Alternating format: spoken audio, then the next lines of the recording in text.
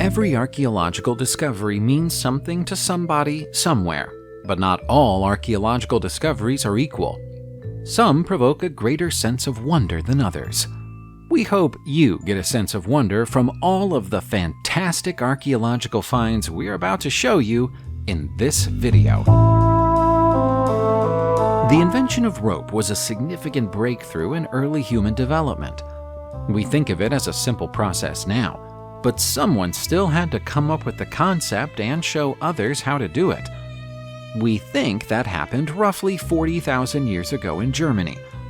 That's an assumption that's based on a rope-making tool that was found in Höhlefels cave in the southwest of the country in 2016. The tool is made from mammoth ivory and contains 4 differently sized holes, which would have allowed people to make ropes of different thicknesses depending on their needs. Artifacts like this have been discovered before, but were misinterpreted as abstract works of art or primitive musical instruments. This find could have been misfiled the same way, but researchers have been able to demonstrate that rope could be made by feeding plant fibers through the holes and twisting them. Once our ancient ancestors had mastered this trick, they could turn their minds to bigger concepts, like binding wood together with rope to make boats and houses. It's not quite as significant as the invention of the wheel, but it's almost as important. The discovery of the Must Farm Bronze Age settlement in England has been slow and methodical. It started in 1999 with the discovery of a few simple wooden posts alongside an old sword. Further digs were authorized at the site in Whittlesey, Cambridgeshire, resulting in the discovery of 8 Bronze Age log boats in 2011. By 2012, archaeologists were sure that they were dealing with a whole previously unknown town. Here in the 2020s, it's considered such an important site that some historians describe it as Britain's Pompeii. Archaeologists have often wondered why the artifacts discovered at Must Farm seemed to have been abandoned while still brand new. They now believe that they've found an answer. Analysis of charred wood and ash at the site suggests that there was an enormous fire just 1 year after the settlement was founded, after which it was abandoned and never returned to. The evacuation was so rushed that many of the earthenware pots found in the old houses still contain food. All of this happened somewhere between 2,800 and 3,000 years ago. Must Farm is like a time capsule, one that archaeologists are still working their way through today. The ancient city of Teotihuacan is associated with the Aztecs, but the Aztecs did not build it. It was founded by an unknown civilization that existed in Mexico before them. The city has given up countless fascinating archaeological finds over the years, but nothing quite like this one. In a part of the city known as Tlalatlacan in 2016, archaeologists found the remains of a woman who was buried 1,600 years ago. Amazingly, she has prosthetic teeth. Even more amazingly, the prosthetic teeth are made of stone, mostly pyrite and serpentine. That's not the only unusual thing about her skull. It's also been artificially elongated through compression. Modifications like this are normally associated with the south of Mexico and Central America, and with the Maya rather than the Aztecs. Experts aren't sure how the stone teeth are even connected to the woman's jawbone, but the process must have been exceptionally painful. We can't imagine that the teeth would ever have felt comfortable in her mouth either, even after she'd recovered from the pain of the procedure. We presume the pyrite was chosen for decorative reasons. If so, it's a case of form over function. Respect for the rule of law is one of the most important and fundamental aspects of maintaining a civilized society. Coming up with a code of laws is a vital step in the foundation of any country or culture, but it might surprise you to hear how old the concept is. This is the Code of Hammurabi, named for King Hammurabi of Babylonia, who reigned almost 3,800 years ago. It's considered to be the oldest, complete set of laws and legal principles in the world, and is still greatly admired by lawyers of the modern era. The Stela of Hammurabi sometimes also known as the Louvre stela, is the basalt block upon which the 282 laws are written.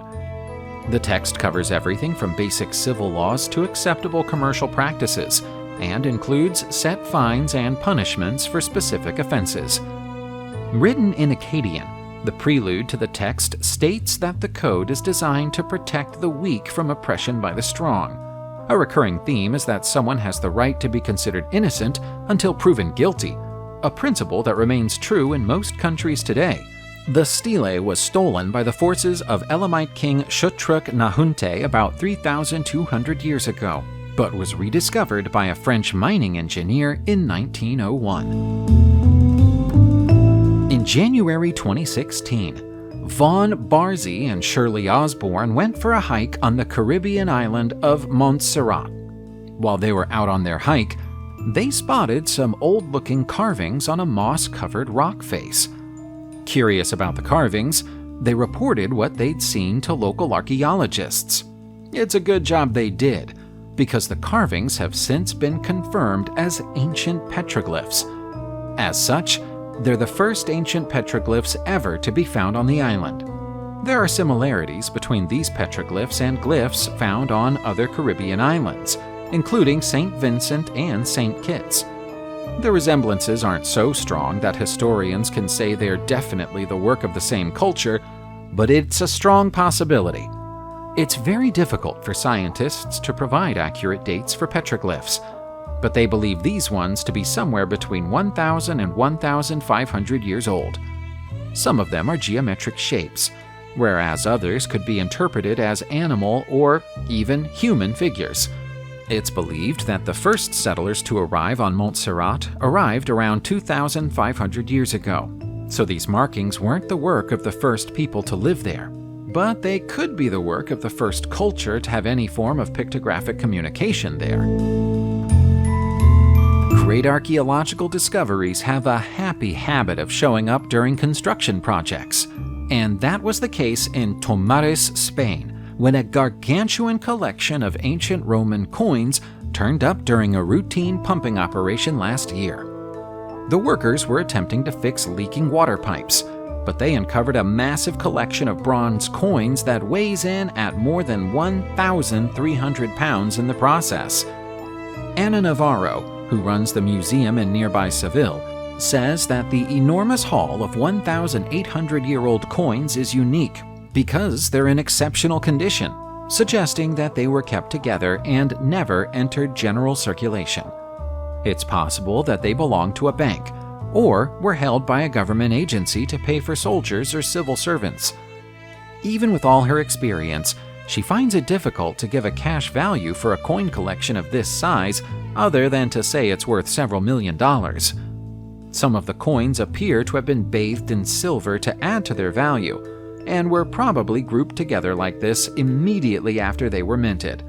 How they subsequently came to be forgotten and then buried is unknown. For better or for worse, we're all familiar with the logo of Twitter. It's a bird, and it's one of the most easily recognizable symbols in the world. Twitter was launched in 2006. Its logo, however, appears to be far older.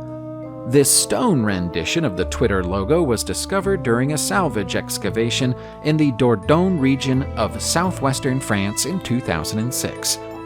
According to experts, the bird carving is about 35,000 years old. It's engraved onto a flint flake and is remarkably naturalistic for a carving from this era. Archaeologists found several other carvings at the site, but none as naturalistic as this one, nor as figurative. In fact, the discovery of the bird marked the first time that an example of figurative art had been found at an open-air Aurignacian site. We're not at all suggesting that someone was around 35,000 years ago and remembered to tell their children to tell their own children and grandchildren and so on that a bird would make a really cool logo for a social media application. That would be ridiculous. However, this discovery made headlines in 2003, and Twitter launched just 3 years later. Coincidence? We'll let you decide. Let's talk about the Löwenmensch figurine. This is an incredible ancient work of sculpture and was found in a German cave. Often known by the simpler title of the Lion Man, the ivory sculpture was discovered inside the cave of Hohenstein-Stadel in 1939. Carbon dating tests carried out on the layer it was found buried in indicate it to be around 45,000 years old, making it the oldest known artistic representative sculpture in the world. Experts think that it's likely to have been created by the Aurignacian culture who lived in this part of Germany during the Upper Paleolithic era. Interpreting the meaning of the figurine is impossible, and even taking guesses at its symbolic meaning is a largely redundant exercise. Experts can't even agree on which gender the sculpture is supposed to be, or even whether it's supposed to have a gender at all. There are ancient cave paintings in France containing figures that look a little like the Löwenmensch figurine, but the resemblance isn't strong enough to say there's a definite link. Without further information, all we can do is admire the artistry that went into making it. Finding an incredibly valuable treasure must be exciting, but finding an ancient treasure that changes the way we think of history must be the ultimate thrill for any archaeologist. Dennis Holm got to enjoy that thrill in his native Denmark in 2016, when he came across a small golden crucifix while out with his metal detector in Onslev. He immediately realized that he might have come across something significant, so he rushed to Ostfind's museum to consult with an expert. That expert, Marlene Refshaug-Beck, is convinced that the crucifix comes from the early 10th century. That means it existed in Denmark prior to the Jellingstones of Jutland, which were erected in 965, and have until now been considered examples of Christian symbols in the country. Official records say that the stones mark the day that Harald Bluetooth officially converted Denmark to Christianity. But Dennis's discovery appears to confirm that there were at least a few believers in the country several decades before the stones were put in place. It's known that Christian missionaries had visited the country prior to the 10th century, but missionaries wouldn't have worn anything so ostentatious. Perhaps belief was already widespread by the time Harald Bluetooth made it official. Did the coffin that was opened by scientists in Nanchang, China in April 2015 belong to Liu He, the legendary Marquis of Haihun? Almost 10 years later, experts still aren't sure, but they certainly hope so. The coffin was found inside a 2,000-year-old tomb that archaeologists are almost positive was built for the Marquis. Liu He is a remarkable and controversial figure in ancient Chinese history, having been deposed from his position as emperor after a mere 27 days in the role, but later returning to favor and being made a Marquis. The Chinese lettering on the inside of the casket spells out Liu He's name, as do inscriptions on several coins and a seal found elsewhere in the tomb. The only thing that experts haven't yet been able to verify is the identity of the person inside the coffin. But given the wealth of evidence elsewhere, including a series of hoof-shaped golden ingots, it would be remarkable if it turned out to be somebody else. History doesn't record the reason for Liu He's death, which is surprising when you consider the fact that he was not only a former emperor but the grandson of Emperor Wu. Perhaps a further study of the remains of the coffin's occupant might shed some light on the matter. In 2013, a collection of gold vessels was found inside an ancient Scythian burial mound in the Caucasus Mountains of southwestern Russia, not far from Stavropol. In 2016, new tests were carried out on the vessels. The results of those tests gave historians new insight into what they were used for. They were found to contain traces of both opium and cannabis. It seems that 2,400 years ago, the Scythians liked to get high. The presence of the artifacts within a burial mound might mean that the substances were consumed as part of a funeral ceremony, but that can't be proven. However, the written records of Herodotus, the Greek historian, state that he personally observed Scythians using cannabis in a purification ceremony during the funeral of one of their kings.